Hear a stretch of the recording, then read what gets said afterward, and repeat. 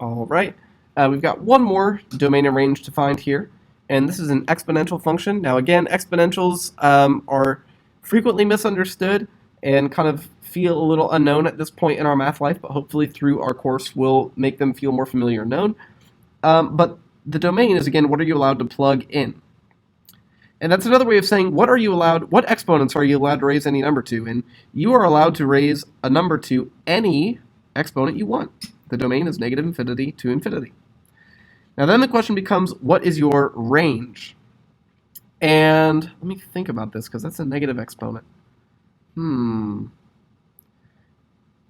exponents are really, really nasty, but I know that actually here's one very interesting thing. Even a negative exponent does not produce a negative number. A negative exponent produces a small number.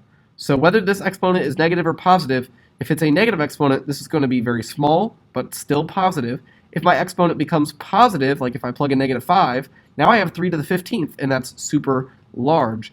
So here's what's happening. I'm taking 7, and I'm adding either a very small number or a very large number. But here's one thing that's true. There is no way to raise 3 to any power and make it 0. If you remember, anything to the 0 power is 1. Anything to a negative power is small. Anything to a positive power is large. So actually what that means is, if we think about adding small, 1, or large numbers, that means our range is anywhere from 7 to infinity.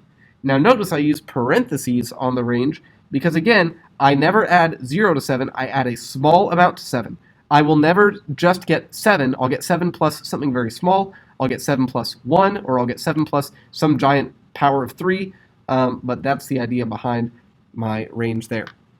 And if we look at what the graph of that looks like, if you plug that into Desmos, you're going to have, I'm going to scale this, 7 will be right here, and your graph will essentially have some shape that looks like that.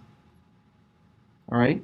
It will have an asymptote at 7, but it will go all the way up. And so again, that asymptote means this goes to the right forever, and this goes up and to the left forever. That's why another reason the domain is negative infinity to infinity, but I bet you didn't have that graph in your mind when you thought of this problem. So that's definitely a harder one, but the key lesson here is that an exponential function is allowed to have anything plugged into it, but its range will be limited in some way. And you'll know where it's limited based on that last value right there, the vertical or horizontal adjustment.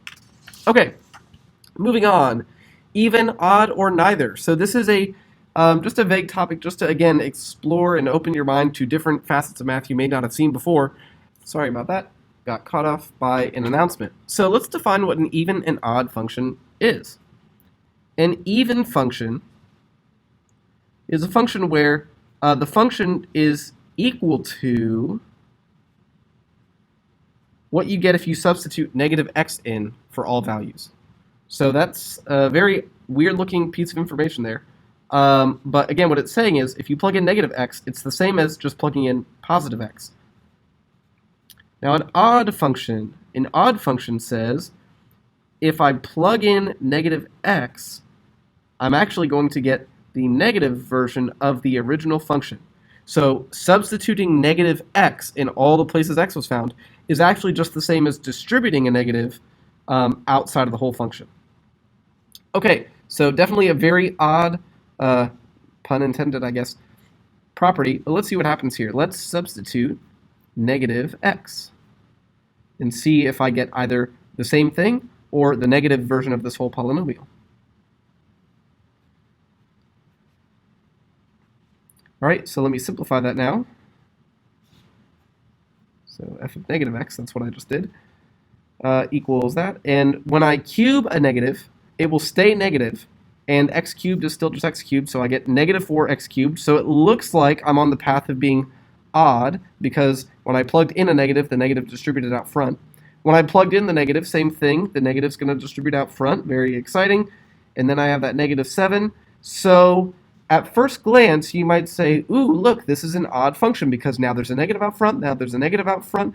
But this last term did not change signs. And so again, the idea is that this would be the same as if a negative was distributed to all terms.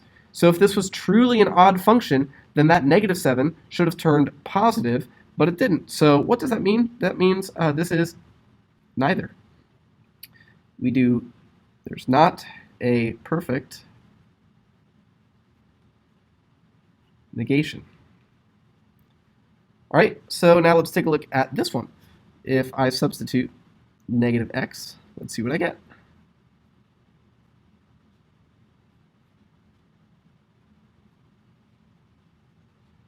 Any even power, all right, if you think of multiplying negative 3 by negative 3, you get positive 9. If you multiply negative 1 times negative 1 times negative 1 times negative 1 4 times, that's going to become positive 1. So any even power, and that's actually kind of part of the name here, is going to end up keeping, or rather, that negative is going to become positive. So really, that's what I meant. It's going to keep that original sign it had. So same thing here, the negative 4 will stay because that negative won't become a double negative. It will square and become positive, and that plus 8 will stay. So look at that. I plugged in negative x and simplified, and I got the original function back, so this is even. Interesting. And last but not least, let's take a look at this one. When I plug in negative x, I get negative 8 times negative x all over negative x squared minus 7. If I simplify that, I get 8x all over x squared minus 7. Now that's interesting because maybe you don't realize this, or maybe this is a weird way of writing that for you, but that is the same as negative 8x over x squared minus 7. In other words, if I take this negative, it only distributes to the numerator or the denominator alone. So what I've done here is I've just explicitly written that 8x over x squared minus 7 is actually the negation of the original function. So this is odd. All right, one other clarifying thing that you might be confused about is you might be saying, well, wait a minute, Mr. Rao, why is this not an odd function? Because that exponent is 3 and that exponent is 1. Why is that not odd? Well, let's think about this. This exponent is 8. This exponent is 2. Why is that even? Here's technically why. Because there's that also. So see, in this polynomial, your exponents are 8, 2, and 0, which are all even numbers. And in this polynomial, your exponents are 3, 1, and 0. So why is it neither? Well, because some of your exponents are even and odd. They're not all even or all odd. Now, when you have rational functions, all bets are off on what's going to happen there. It can get into some pretty unique and nasty situations. So even though this one's odd and this one's even, rational functions behave differently. But if you just have a polynomial, it's even or odd just based on the type of exponents that are there in your polynomial. So just some fun facts there. Okay, let's move into our factoring section, and we'll do this kind of quick. Now again, factoring is an essential part of calculus. You'll be doing it so much throughout the course, so you really want to be comfortable with it. First off, let's just pretend we've kind of never seen anything about factoring, somewhat. Factoring works by saying, what are factors of the last number that blank to the middle number? So in this case, what are factors of 30, what multiplies to 30, but will subtract to 13? Okay, so factors of 30 that subtract to 13. Now, I love this question. I gave it to all my Algebra 2 students when I taught it because the first thing people usually think about when they think of 30 is 3 and 10.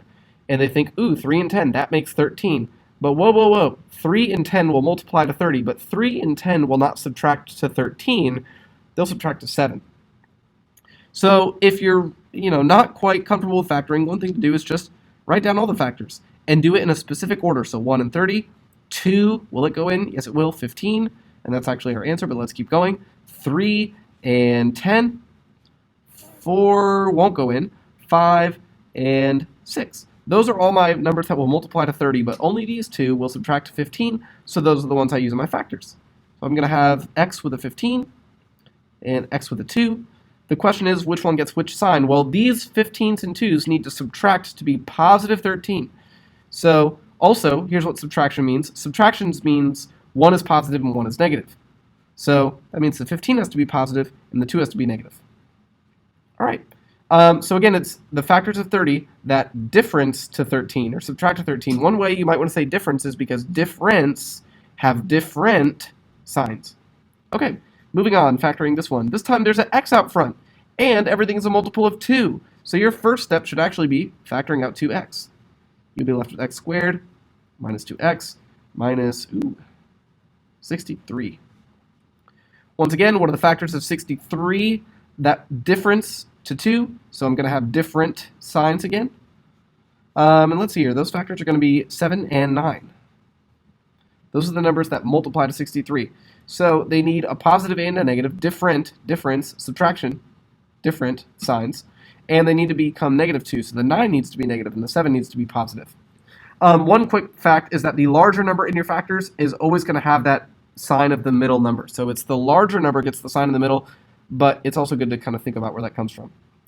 All right, now that's all well and good when you can factor things out to just have a 1 in front of your squared term. You just factor using that method. But what happens when you can't take a number out and you're stuck with this a term being not equal to 1? Now you have to do what we call factoring by grouping. Now there's lots of different methods of factoring by grouping.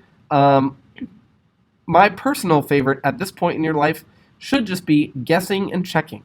And I've made this one fairly simple, but you should, at this point of your life, be kind of comfortable with factoring and knowing that the only way you're going to get 5x squared is by having 5x and x. All right? We're not going to break this down into 2.3 and whatever else 2.3 multiplies to 5 to. It's only integers, all right? Only kind of whole numbers that are positive or negative. So 5x and x are going to make 5x squared. I'm going to keep those in that order. And again, that's nice because 5 doesn't have any factors. It's just a 5 and a 1. There's no what we're going to have with 8 over here. 8 has some options. We could have 1 and 8, 8 and 1, or we could have 2 and 4, or 4 and 2. So there's 4 different ways this could go.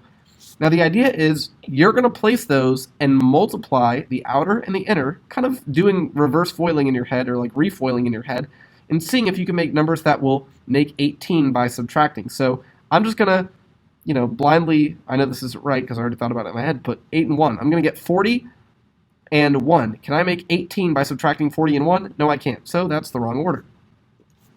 Can I make 18 by having 5 and 8? No, I can't subtract 5 and 8 to make 13. So it must not be 1 and 8. It must be 2 and 4 somehow. So let me put 2 and 4 down. I get 20 and I get 2. And hey, I can subtract 20 and 2 to make 8. So it must be that the positive goes here and the negative goes here, because now I have positive 20 minus 2. I get positive 18. But I multiply to get negative 8. I know you might think that that is longer than doing a factoring method that you understand, but truthfully, this is a better way to go about it because you're practicing the multiplication and foiling in your head as you go. You're remultiplying and just working on that skill of foiling because that will be essential as well. If you have any other method, I'm not saying don't use it, but what I am saying is you should start with numbers that are nice and easy like 5 and 8 that don't have too many factors, not rely on any crazy grouping methods, and really just guess and check.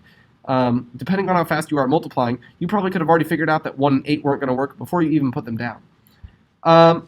Speaking of by grouping, I'm going to do something very special on part D. I'm going to notice that I can factor these two groups and arrive at a common value. So if I take x squared out of these first two terms, I'll be left with x plus 5. And if I take negative 25 out of these two terms, I'll be left with x plus 5. And that's a super special occurrence because when you can factor a common thing out here and have something inside parentheses and something out here and have a common parentheses, you can rewrite that like so. Awesome. Now we're not done factoring because whoa, x squared minus 25 is a difference of squares, which factors to x minus 5, x plus 5, and don't forget about the other x plus 5 we had up front. So there are my factors. You could also write that as x minus 5 times x minus 5 squared, but oh well. Now very last one, we have another difference of squares. This one's super special. When you have a difference of squares, you're going to find the square roots and use different signs. So the square root of 16x squared is 4x. And the square root of 49 is 7. And we're going to use different